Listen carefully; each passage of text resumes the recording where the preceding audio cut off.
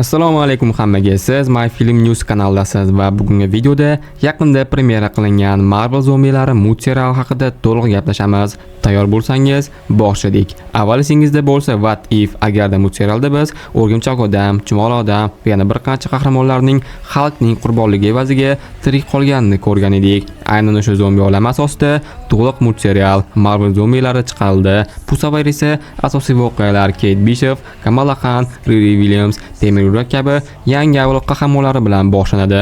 Asosiy syujet voqeasi esa Nova korpusiga signal yuborib, yordam so'rash. Shayad qalqon kichkina signal yuboruvchi qurilma yasagan, lekin ammo shunday ediki, Wakanda butun yer bilan aloqani yopib qo'ygan. Asosiy o'zlari esa Wanda Maximoff va uning zombi qo'shini hisoblanadi. Multserial 4 qismdan iborat bo'lib, birinchi qismdayoq tomoshabinni o'ziga tortadi.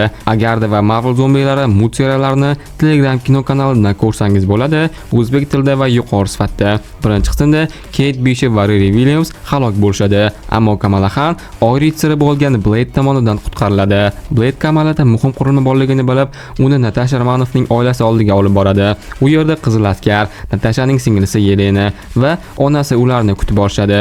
Shu payt Wandaning zombi qo'shini hujum qiladi va dahshatli jang yuz beradi. Blade bu multserialda alohida tema. U haqiqiy sigma, jiddiy, kuchli va sezgisi juda yuqori.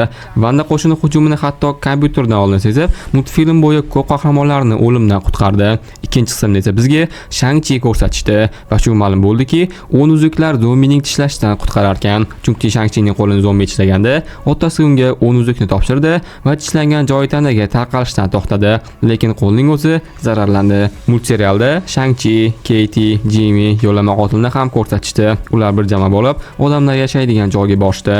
Bir furgon sigir bilan yo'lda ulga skurlar hujum qilishdi. Bilasizlar, yerda skurlar ko'p. Ular boshpanaga borishdi. U yerda Kamala Khan, Blade, qizil askar va qora beva ham bor. Ular ham Baron Zemoning boshlanasida. Baron Zemo har doim yovuz bo'lgan va bu safar u yaxshiliklar kanalida tursam, u yana yovuzlik qildi. Qasoskorlar fuqarolar urushi filmida bizga juda kuchli qahramon, yovuzlar, hattoki xalqni ham ushlab turadigan dengiz o'rtasidagi harakatlanuvchi qamoqxonani ko'rsatishgandi va shu qamoqni Zemo boshpanaga aylantirgan. Zemoning rejasi ikkala qahramon jamoasini ham Wandaning zombilariga yem qilishdir. Sizlar mumkin, ular tuzolmaydi-ku deb, lekin Nemir bor. Nemir ham zombiga aylangan va uni Wanda boshqaryapti. Nemirning qo'shiniga qo'shib, Zemo ularni qorini to'ydirish uchun ikkala jamoani ham suvga tashlaydi, lekin ular baribir tirik qolishadi. Yelenani deb, Yelena o'zini qurbon qiladi va Alexey bir o'zi qoladi. Birinchi qismda xotini, ikkinchi qismda esa qizidan ayriladi. Nemir ham juda kuchli, uni hech kim yenga olmadi. 10 dan oshiq kuchli personajlarning kuchi yetmadi. Kamala Khan oxir-oqibat uni boshini portlatib yubordi va ular kemali qamoqdan kapsulada chiqib ketishdi. Yana eslatib qo'yaman, agarda va Marvel zombilari multseriallarini Telegram kino kanalidan ko'rsangiz bo'ladi. O'zbek tilida va yuqori sifatda.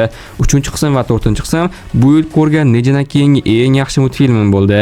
Nega? 3-qism What If agarda multseriallardan o'rgimchak odam, Strange objig'idagi Scott Lang, ya'ni chumol odam va qora pantera aql toshi bilan Wakandaga boshdi. Nima uchun? Bilasizlar, Wakanda texnologiyalar juda ilg'or, mukammal. Ular zombi virusiga qarshi aniq davo topishardi, lekin u yerdagi hamma zombiga aylangan. Hatto Thanos ham chekizlik toshlari bor Thanos zombiga aylangan va u bilan uchovlan jang qilishdi, lekin yenga olishmadi. Thanos zombi bo'lgani bilan Chala bilan jangda toshlarni ishlatishni o'rgandi va kuchayib bordi. Bu orada Thor ham raketa va Groot bilan keldi. Xuddi qasoskorlar abadiyat jangida kelganidek, Thor Thanosning yuragiga bol turdi, lekin Thanos zombi va o'lmaydi. Oxir-oqibatda Chala Wakanda boqiy deb Wakanda yadrosidagi eritilgan vibranium bor joyga Thanosni olib tushib ketadi va juda ham katta portlash yuz berib, toshlar vibranium ichida maydalanib, unga qo'shilib voqelik to'qimasini buzadi. Bu esa butun dunyoni yo'q qilardi. Faqat o'rgimchak odam bilan Scott tirik qoldi. Ularni ham sehrgarlar qutqarishdi. Kamartar sehrgarlari va ular Wandaning ishlaridan xabardor. Wandaning maqsadini esa keyinroq aytaman. Ya'ni yerda Algatlika ham bor ekan. Bo'yatganimdek, Thanos Wakandaga kelganda Thor ham bor edi. Lekin toshlar maydalanib vibranium bilan portlash oqibatida Thorning yuzida juda katta chaniq paydo bo'lib, bir ko'zi chiqib ketgan. Raketa bergan ko'z. Shundan keyin xomush va g'alati bo'lib qolgan. Tirik qolgan qahramonlar jamoasi Asgardga boshladi va u yerda ham Wanda bo'ladi. odam ko'rinishida zombi emas. U asgardliklarni aldab, ularga ziyofat bergan. Bilamiz, Vanda juda ham yaxshi illyuziyachi. U illyuziyasi orqali zombi bo'laklarini va qonini to'q go'shti va ichkiliklarga o'zgartirgan. Shu orqali u butun asgardliklarni zombiga aylantiradi. Bu vaqtda Thor va Vanda jangini ham ko'rdik. Ular kemada yerdan chiqib, Nova Korpusiga xabar berishadi va shu joyni eshitdilar.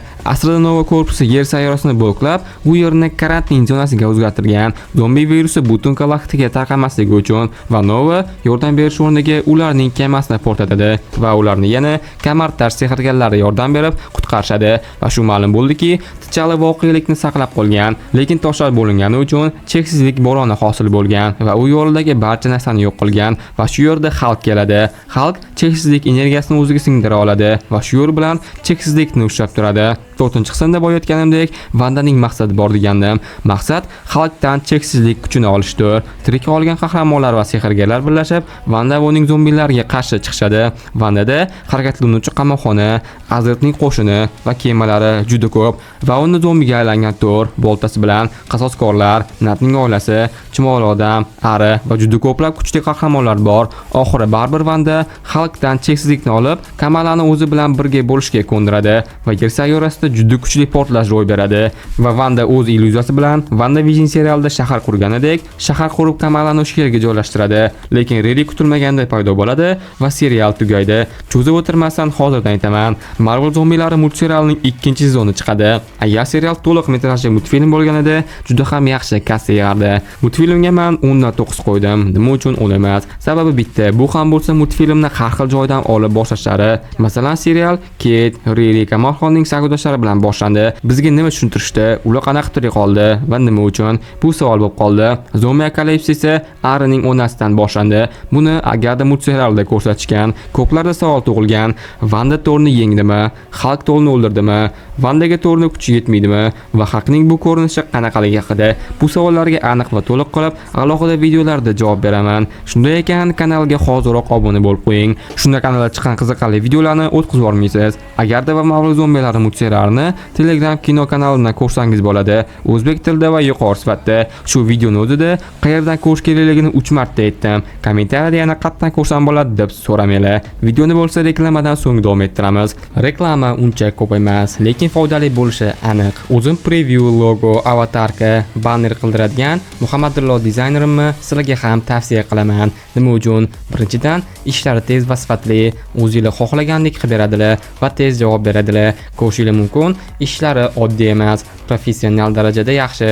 Dizaynerlik bilan taxminimcha 3-4 yildan beri shug'ullanadilar. Men bilan bo'lsa 1 yildan oshiq vaqtdan beri ishlaydilar. Muomala juda ham zo'r. Agar previewda xato bo'lsa, tezda to'g'rilab beradilar. Narxlar ham juda arzon va kanalinglar uchun eng yaxshi tanlov bu Muhammadullo dizayner. Kanallari va linklarni описаниеda qoldiraman. Bemalol o'tib zakaz berishingiz mumkin va biz davom etamiz. Marvel zombilari shunchaki dahshat bo'lgan multfilm.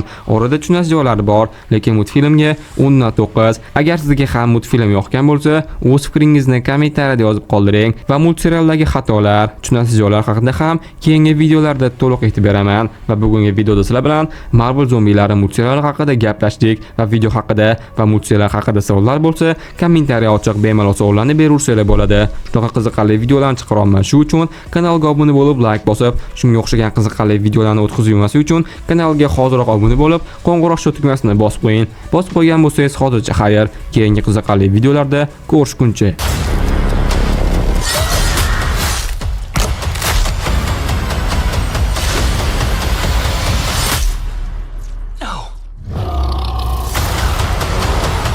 Marvel Zombies, rated TV MA, streaming September 24th, only on Disney+.